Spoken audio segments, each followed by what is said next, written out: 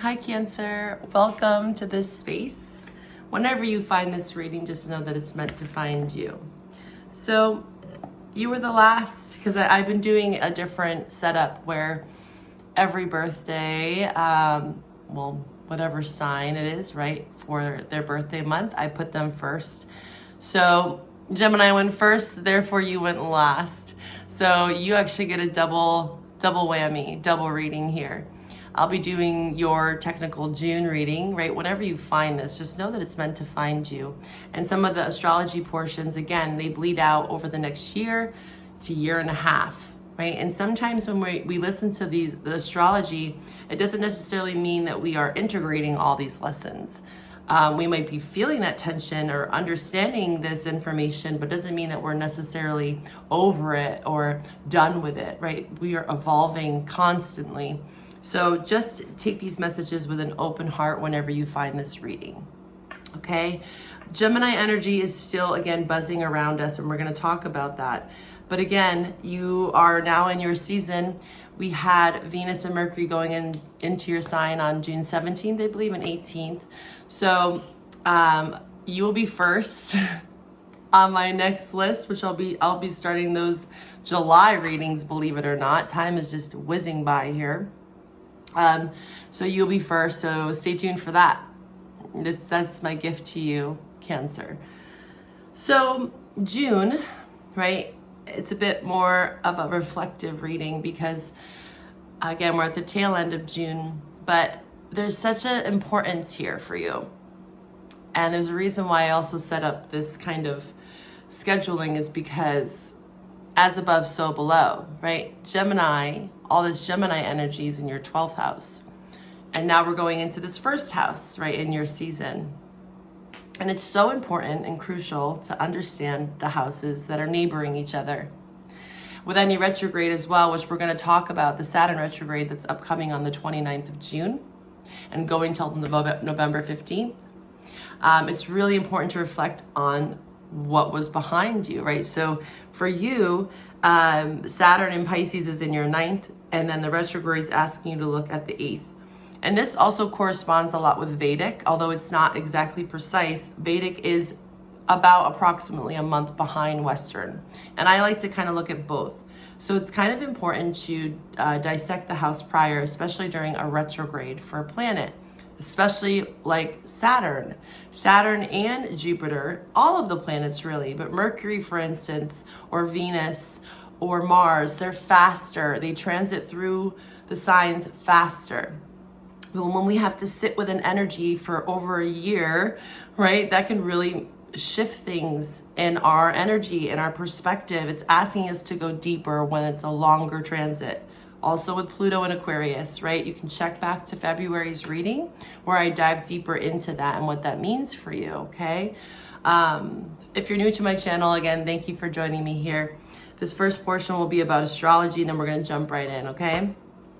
So again, Gemini, highlighting your 12th house. This is it's kind of like what's hidden, but it's a lot like the 8th. The 4th, the 8th, and the 12th house are the deep dives. This is a lot around shadow work, what's been repressed, what's been hidden, or what there's a lack of. And when there's a lack or where there's tension, that's where the growth is, like I always say. So we cannot access the gifts of the house, the first house, unless we understand the past. With the 12th, this is Piscean energy. Where do you have 12th or Pisces in your chart? Or again, you could be dealing with a sign. If you don't know your natal placements, I offer birth chart readings and we go really deep, right? I offer a lot of support. You get to ask me questions instead of you just getting a script online and not really knowing what to do with it, right? So I also offer a 2-question tarot spread with those birth chart readings. So again, check my website below.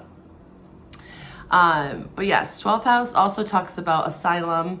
This is long distance travel. This can be even like astral projection, Neptunian energy. This is very intuitive. This is very watery. Also can talk about illusion. So this is where mental health can come in, where we can really get caught up in our dream state, lucid dreaming, like maybe even like past life regression around our ancestry. When people have 12th house, there's a lot of karma that's attached to usually their family. And again, as we know, history can repeat itself, and we see this reflected in our society, our cultures. And that is also deeply ingrained within your family, right? Your ancestors. So think about even your intermediate family to the generations before that, and how much you can see once you study that, right? 12th house, the connections and the karma and the karmic cycles that are kind of repeating. So people with 12th house, they usually tend to like to go deep, or should go deep into those arenas to make those connections, okay? So also with 12th house, it does require a lot of downtime. So June, you could have felt like there was a lot boiling up for you, right, below the surface, so that in your season, which we are entering into now, you're able to be more authentic. I also was talking to someone recently with a private reading, talking about how we cope, right? Because the 12th house can talk about, again, mental health. And when we're having some sort of stress response or dealing with any sort of mental health, we can turn to maybe old tendencies that might be perceived as toxic or not the best for us, right? So we have to be mindful of that, of how we're coping, right? How we're coping with stress. 12th house can also talk about a loss, right? So we could be grieving any sort of loss, right? This could be monetarily, this could be within a relationship, this could be an old identity of ourselves. And again, trying to kind of see where we can break ancestral patterns, okay? That's really the key with the 12th house. So your dreams, your spirituality, rituals, connecting with source, connecting with spirit, however you choose to do so, right? This can look so different for everyone. So that's the main influence for you. If you really want to shine for your birthday month, that 12th house influence is so important for you, okay? Saturn, again, in Pisces, 9th house. This is travel as well. So with this 12th and 9th house, there could be a lot of wanting to travel. And again, this is more long distance travel. This is also looking into different cultures. So this is also connecting in with your ancestors, getting familiar with your lineage, where you've come from. It could be very helpful for you to start to understand your past at a deeper level, not just your life, but beyond, right? Like your great-great-grandfather and your great-grandmother, you know, doing some sort of ancestry work. Again, past life regression, super cool stuff out there. But again, Saturn going retrograde until November 15th, we got to look at the house prior. So that's 8th. That's, again, what's hidden. So we have 9th and 8th here. 8th is what's being repressed. You have a lot of this like shadow work, housework, okay? With the 12th and the 8th. So you could be fighting that you are going through some sort of identity crisis even. 8th house can also talk about, again, debt. So dealing with financial issues as well. But I do see this changing for you, again, going into your season.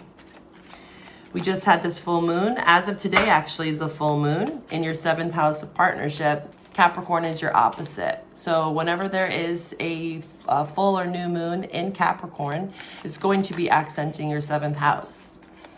And again, where the tension lies is where the growth is. There's a lot to learn from your opposite. Okay, where do you have Capricorn in your chart? That's going to be heavily influenced during this full moon. And normally with a full moon, it's like 2 days prior and before that we can really feel the momentum and the energies of this transit, okay, in your 7th house of partnership. So relations of all sorts, family, friends, co-workers, how you relate, right? How you're in partnership, your attachment styles, your love language. And again, also with 7th house, how are you coping? Your need for validation, your need to belong to something. We as humans innately want to belong. That is just something that we have had traced back, like talking about ancestors. You know, we lived in tribes. We lived in communities where we supported each other. We have lost touch with that. And this is, I think, one of the biggest issues that we have in our Western society is that we don't have support. You know, we really deeply ingrain children to be an individual, you know, tough it out, and you got this, you can do this. And there's a beauty in that, to be able to be independent. And again, self-work is so important, especially for you with all this shadow work, houses being aspected. But we don't have to always go it alone. Like this whole idea and concept of like, I don't need support, I don't need help, you know, that makes me feel, you know, shameful to ask for help, that kind of thing. That really is our culture, our society that kind of tells us that makes us weak, perceived as weak. But, you know, we can move mountains when we have support. And this is people that are, you know, our confidants, trusted support, with no other kind of motives, kind of secret intentions or motives, giving necessarily not with always expectation. And I call this honorable exchange. One of my dear mentors taught me this. And there's a flow, there's a reciprocity in relationships, and this could be something that you're thinking about, okay? But yeah, Venus in your first house now. I got this song from Rihanna, must be love on the brain, got me feeling this way.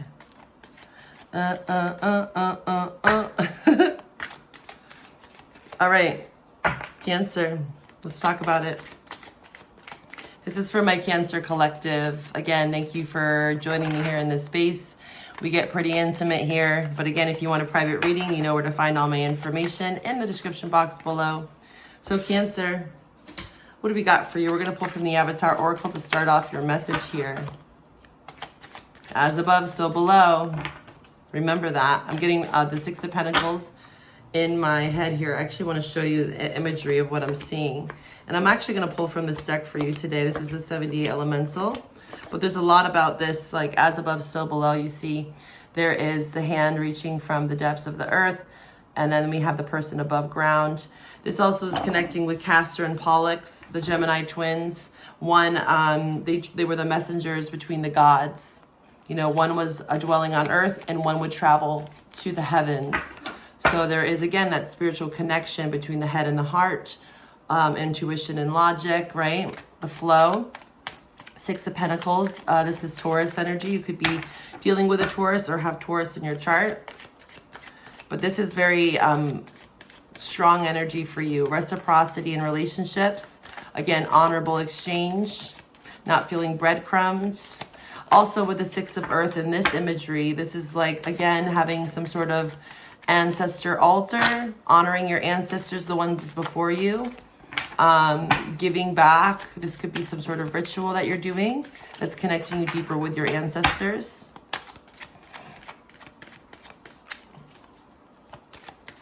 Let's see, Cancer. What do we have for Cancer? Show me the energies for Cancer. What do they need to know? Cancer, my Cancer collective, my Cancer viewers. Cancer. There could also be a connection. Maybe you're having a dream about like a past grandmother, grandfather that's coming to you and speaking to you in your dreams. I see a clock here. You could have had some sort of clock. Like, you know, the ones that they wear or hold. Magnetism, inner vision. Beautiful. Look at this imagery. I love this deck. I just got this gifted to me. My birthday was end of May. Magnetism. Wow. Inner vision. Look at that crow, hawk. Looks more like a hawk to me. So you could connect in with birds. Birds could be messengers also from some sort of passed on loved one of yours. Okay, let's connect in with these cards here. I'm going to read a little bit from the book here. Where is it? It's hiding amongst my pile of things. Hold on. Where are you, booklet? There you are. You're hiding amongst all the other booklets. So we have 18, breaks down to a 9. Again, that's that Jupiter influence. You have Saturn in your 9th house, again, reflecting back to your 8th, so 9th and 8th. So you are becoming more magnetic, of course, in your birthday month, right, with all this first house influence. So magic is magnetic. When you look at the word magic, it actually has, when you look at the word magnet, it has magic in it, okay? The universe is woven and bound together by cosmic threads of powerful magnetic forces. Again, we are electrical beings, right? When you think of the nervous system and how we're wired, and there's no reason why we would doubt that. Like, think of solar flares or the tides and the shifts with the ocean and the moon, especially with this full moon right now. There's something about feeling like a magnet. There's also something called the Schumann's resonance that you could look up. There's spikes within the Schumann's resonance. And again, we're earth dwellers, so we're going to feel those energetic shifts, okay? Especially if you're more intuitive. Like a magnet, you attract into your life everything that corresponds to your thoughts and emotions. If you're drawn to this card, pay attention to what you are currently attracting. So again, manifestation. On my Patreon channel, I'm going to go a bit deeper into this with that Jupiter and Gemini transit for all the signs. And we're going to really dive into manifestation and how to really tap in and tune into what we can do for each sign over the next year. Because the magnetism is like attracts like, right? Our frequency, what we're vibrating, what we're telling ourselves, our inner critic. This has been coming up a lot for every reading, because negative self-talk, even if we're not saying it outward, it definitely does affect us still, right? Even though we might not show it to the world, it's still something that we're telling ourselves, which is really, that's the most powerful thing, right? Because we can put on a big front, you know, be very confident, but below that, what are you wearing below that mask, right? And that's where the inner work is, that is where the shadow work is. And Saturn wants you to dig deeper. Also Pluto. To understand real magic is to understand the amazing power of magnetism. You are a great magnetic force. And right now you have the possibility to magnetize a lot of things into your life that can be beneficial or detrimental. Not all thoughts are actualized, only the strongest of thoughts. It is very important to keep your mind in a positive, healthy state. Should you find your mind wandering into lower vibrational thought patterns, change your thoughts to those of unconditional love. So there is definitely something around your mental, thoughts, your inner critic. Again, this has been coming up. Inner vision here as well, remember? Inner vision. So this is really about also the people around you, of course, that are supporting you, that are your allies in some way. Your ancestors, especially connecting with family, passed on loved ones, having maybe like an altar for your ancestors of some sort, showing, giving a gift or an offering to the earth, to your ancestors. But there is something that you are magnetizing. And again, this has a lot to do with what you're telling yourself, the words, the thoughts. What vision do you have? Hold sight of a vision that you seem to have for yourself. And again, birds, you could be seeing birds, hummingbirds, crows, hawks. Of course, you're going to see them, but and sometimes you're just sitting somewhere and like a crow gets like super close to you and is just like staring at you. I've had that happen a couple times and it's almost like they're talking to me. I'm like, this is so cool. And I don't care. I have no shame. I love birds. I connect in with birds. I always have. But yeah, it's really interesting when you start to talk to them. It's like, I've actually really felt like they're talking back, like they're looking me right straight in the eye and they're listening. Especially crows. Crows are super intelligent. All birds are really, hawks. Never gotten that close to a hawk. Owls as well, right? All right, let's see here. I'm actually getting this reminder of this video I saw where this man was driving and what was it? It was a hawk or an owl? just flew into his car, and he was like, holy shit, what do I do? And it just was like staring at him. Like, save me. I don't even know if it was save. I think it was just a messenger. Sometimes I believe that they come in for some sort of message. You know, think about it. Mercurial energy, Mercury. He had wings on his feet. He was, again, the messenger to the gods. So there's something about a message here. Also like Harry Potter, right? With the bird, they were the messenger. So there's a message coming from it in a dream, I'm seeing too, with the inner vision. So pay attention to your thoughts. Could be a strong message coming through here soon, or already has. All right, Cancer. What do we have for the Cancer Collective? Please show me. Cancer, what do we have for Cancer?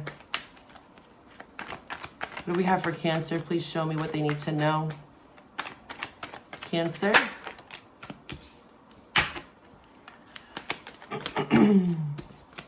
Cancer. My Cancer Collective, please show me the truth. Wow, okay, we'll start here. Queen of Swords, Gemini, Libra, Aquarius on the bottom here. With the Four of Wands, Aries energy. You could have had to cut someone off. You could have had to cut an air sign off because of indecision, right? Maybe your emotions were really feeling dysregulated. We have the Queen of Cups here. This is you. I also see you just wanting to move more to peace. Six of Swords is about moving to calmer waters. And again, look at this, the crows. There's something strong about crows for you in this reading. They're guiding you. So crow medicine, crow spirit, like, and then also crows in this deck. There's a reason why I picked this deck, right? And I didn't even realize, I forgot that there's crows in this deck. So there's definitely a strong correlation with crows specifically, but it could be any bird. Pay attention to crows.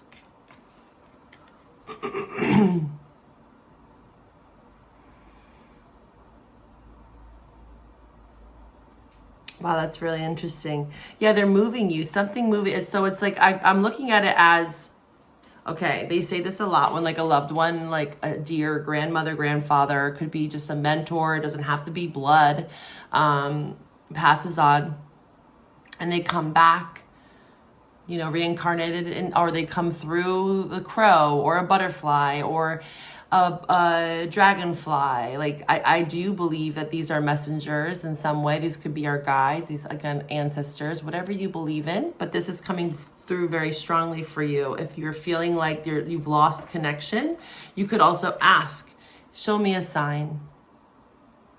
Show me a sign, Spirit, that you are here with me. I need guidance. I need to connect in more with my inner vision. I may be losing touch because of some of the negative self-talk. I want to magnetize the right people into my life. If this is your story here, then there is something about talking, praying, right? Some sort of ritual, altar, etc. for your ancestors, your guides, to help you guide the way. Six of Swords, to move into something that's more calm, right? Connecting it with your intuition, allowing you to trust your intuition too. That's huge because there is a lot of love around you here. Six of Cups, Two of Cups. This could be a soulmate. This could be a new love, old love. It seems to be leaning more towards a love that's familiar, or someone you've known already from your past. But Six of Cups can just be someone that brings up a lot of nostalgic memories. Maybe they remind you of a dear friend, or when you meet them, it's like an instant attraction, right? You just feel very at peace and in their comfort, right? Ace of Wands, again, lots of exciting new passionate ideas coming up for you here. And I see that you've sorted out some of the illusion here, right? This is at 12th house as well. This is Scorpio. Although it's not Pisces, Seven of Cups is illusion, right? This is being confused, too many options. The water's muddled is what I'm seeing. It's like foggy. You know when you go into a river and you kick up the bottom and you just can't see? So that's what the vision that I'm getting with the Seven of Cups here. But it seems like you're narrowing in on Two Cups. And this could be, again, a Scorpio, strong Scorpio showing up here, a fire sign, Aries, or Gemini, Libra, Aquarius. You could also be detaching. If you have a lot of air in your sign, you could be detaching from a marriage with the Four of Wands, some sort of commitment, home environment. But I want to look more deeply into this Two of Cups for you. And of course, in the love message, we will go deeper into, right, what's coming up for love, but it seems to be showing up here. Sometimes when it shows up in the general readings, there's a lot of crossover in the love message, so check the link out below, okay?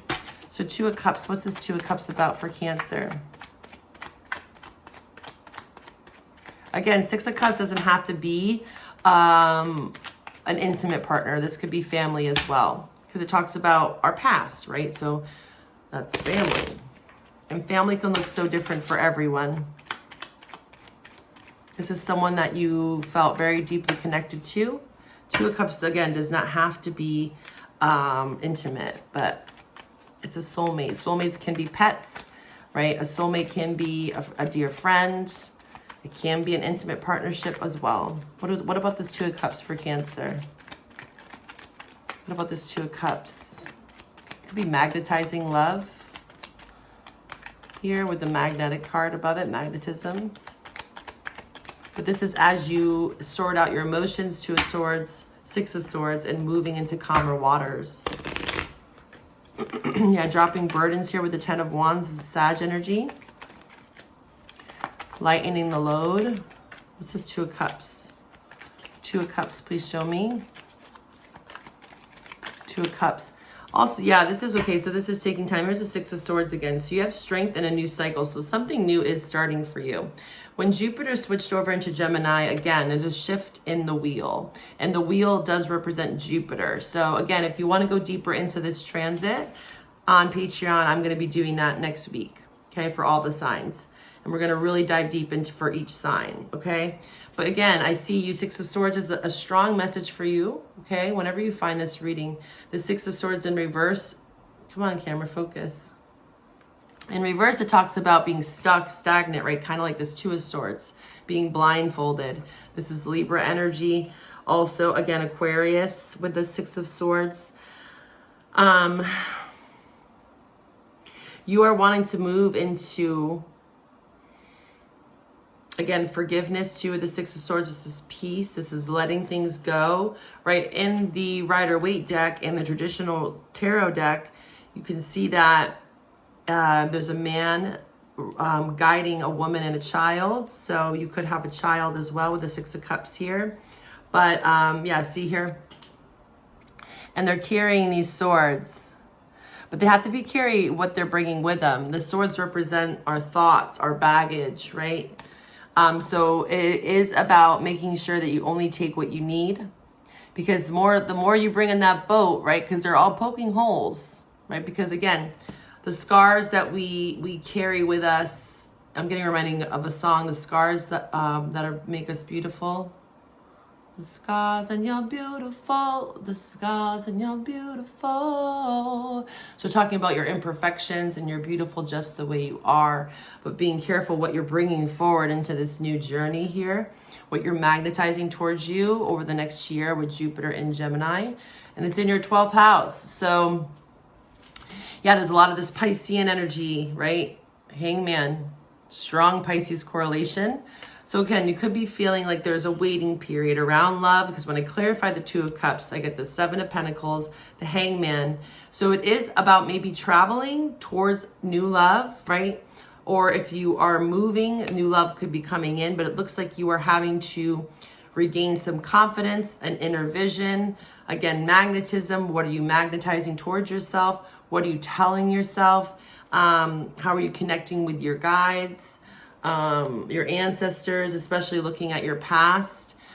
You've got to gain some new perspective here with the Hangman. So it looks like for now, as of the rest of June, we'll see what your July reading says. But it's looking like it's about perspective, right? Waiting, a lot of waiting here, recalibration, being maybe in a little bit of suspension, specifically around love is what I'm seeing. But the wheel is turning. You got the Wheel of Fortune twice here. So just know that fate is leading you into happiness, luck, change, cycles. It's happening here. There's movement occurring, but it requires you, again, gaining more perspective. Maybe there's a sacrifice here that's needing to be made, more planning, more progression, being perseverant, determined here with the Seven of Pentacles. Taurus energy as well. So strong Taurus, I'm seeing lots of fixed energy, which is Taurus, Scorpio, Leo, and Aquarius is showing up strongly for you. So you could be dealing with these signs, but you're having to release some sort of burden. Right? There's a lost faith is the main message coming up on the 10 of Wands, losing faith because you're carrying too much. And then therefore you cannot magnetize, right? You cannot connect with your intuition if you are feeling heavily burdened or burned in some way. So at this portion of the reading, we're going to pull from the astrology deck and see what potential signs might be showing up for you that you're dealing with in love, career, finance, right? We're going to take this over to the love reading. So these could be aspects in your chart, signs in your chart or theirs, right? Cancer, in regards to love and relationship, what signs are they dealing with for the month of June and beyond? Cancer, what signs are they dealing with? These could be new people coming in as well. For my love general, again, it's a general reading. On Patreon, we do single, coupled, and past, so we break it down a little bit more. So follow me to Patreon if these readings resonate, of course. And I'll be doing that series of Jupiter and Gemini again there. Cancer, what signs is Cancer dealing with? Please show me what signs. Neptune, Pisces, so strong, this 12th house influence. Again, we're at the tail end of June, but again, Jupiter is going to be in your 12th house for a year. So there's something about this Pisces energy, Neptune, really diving deep into where maybe you have 12th house, or we all have some aspect of 12th house. So again, Pisces in your chart, dealing with a Pisces, or looking at the Placidus system, you can see what signs in your 12th house. Let's see, what other signs for Cancer? What signs for Cancer are they dealing with? Libra, we saw that as well. What other signs? What other signs show me for Cancer? Capricorn, okay, or air sign. So Gemini, Libra, Aquarius is really strong, especially Libra. They could have any of these placements, Libra, an air placement in their Neptune, or again, Capricorn is showing up here. We're going to take this over to the love reading. I hope to find you over there if this is where we part, Cancer. Bye for now. Take care.